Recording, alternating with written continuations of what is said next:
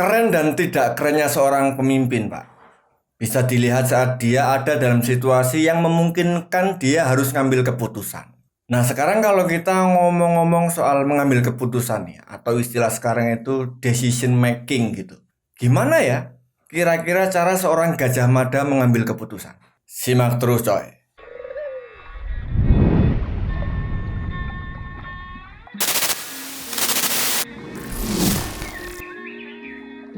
Assalamualaikum.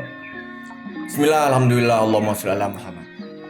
Terima kasih udah gabung lagi di channel Lukman Dardiri, Pak.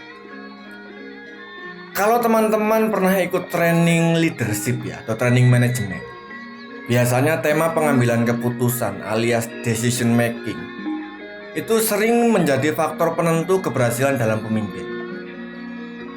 Pembahasannya biasanya begitu. Salah mengambil kebijakan itu bisa bikin sengsara banyak orang soalnya. Kalau ngomong soal kepemimpinan atau leadership, kita ini punya banyak banget pemimpin keren, Pak, yang bisa dijadiin sebagai teladan gitu. Kalau era sekarang ada Pak Jokowi yang mimpin negara dengan top, ada Habib Rizik Syihab yang mimpin kawan-kawan di FPI, ada Kiai Said Akil yang mimpin sedulur NU, dan lain-lain lah. Keren banget para beliau itu. Kalau ngomong dulu berarti ada Pangeran Diponegoro, ada Bung Karno, ada Jenderal Sudirman. Kalau dulu banget di masa silam, salah satunya ada Mahapatih Gajah Mada, seorang pemimpin keren Majapahit era pemerintahan Hayam Wuruk. Beliau ini seorang pemimpin yang sedemikian ngeri loyalitasnya, bro, sampai dia itu nazar gak bakalan mau menikmati kesejahteraan sebagai seorang pejabat istana sebelum Nusantara takluk di bawah Panji-Panji Majapahit. Peristiwa ini kemudian dikenal dengan Sumpah Palapa. Pada Kamis Respati, dengan mengacungkan keris Luk 3 karya Empu Palandor. Maaf nih, saya belum punya keris, jadi anggap aja ini keris. Gajah Mada mengucap Sumpah Palapa.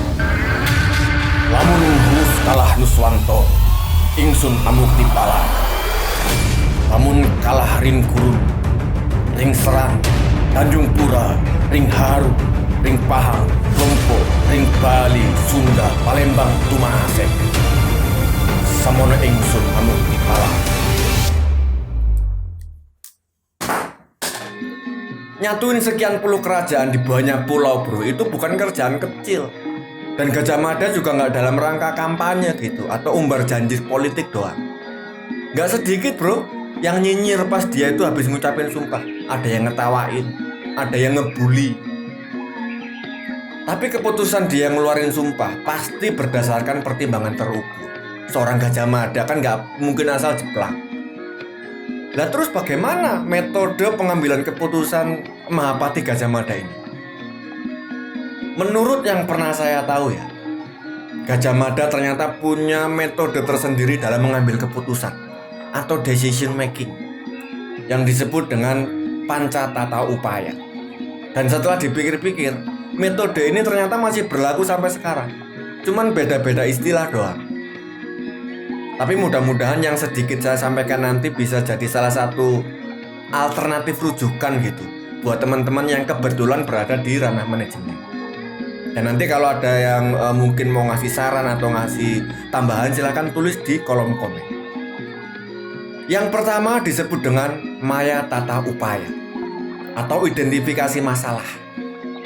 Caranya yaitu dengan mengumpulkan data yang diperlukan sehingga diperoleh informasi yang akurat. Proses pengumpulan data ini, bro, sangat menentukan apakah nanti keputusan yang diambil berdasarkan data dan fakta atau hanya berdasarkan asumsi doang.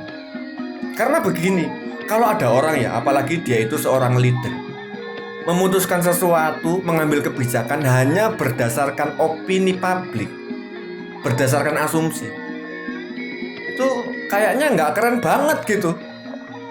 Leader kok termakan opini, cemen.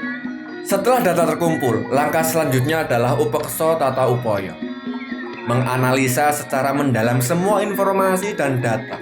Ini sebagai pijakan untuk membuat keputusan. Oleh karena itu, bro, memutuskan sesuatu itu nggak usah buru-buru. Santai aja, style kendo. tunggu saat yang tepat. Saat yang disebut tepat, salah satunya diindikasikan dengan seluruh persoalan yang ada terklarifikasi dengan data yang berhasil dihimpun tadi. Kemudian langkah berikutnya adalah Indrajala. Indrajala ini bro, nama gunung, tempat Arjuna semedi dan digoda oleh 7 bidadari. Seorang Arjuna nih berhasil lolos dari godaan karena dia memusatkan dengan penuh pikiran dan batinnya pada satu hal. Fokus. Seorang Arjuna selamat dari godaan 7 bidadari. Keren loh itu. Indrajala ini berarti keputusan yang diambil terfokus pada solusi terbaik, tegas, nggak dibikin bimbang oleh iming-iming atau kepentingan-kepentingan pihak-pihak tertentu. Nggak gampang goyah. Kalau diputuskan iya ya harus iya gitu. Kalau enggak ya bagaimanapun harus enggak. Karena bagaimanapun pemimpin yang baik adalah dia yang punya ketegasan dalam mengambil keputusan. Kemudian yang keempat adalah wikrama. Wikrama ini secara harfiah adalah mengerahkan semuanya. Bertiwikrama itu kan berarti apa? Berubah jadi besar, jadi raksasa gitu. Yang akhirnya dia punya kekuatan berlipat-lipat. Misalnya kayak Hanuman, waktu itu dia pernah ditelan raksasa namanya Wilkataksani.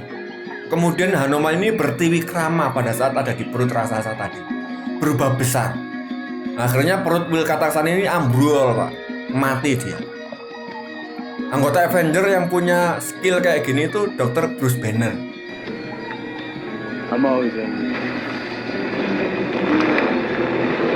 Bertiwikrama jadi Hulk. Dalam konteks ini, wikrama berarti mengerahkan seluruhnya, jiwa raga. Sehingga keputusan itu dijalankan secara besar, secara masif, menjangkau semua komponen, semua unit kerja. Kalau keputusan itu untuk kepentingan organisasi, berarti nggak bawahan doang yang ngejalanin, atasannya juga ngejalanin.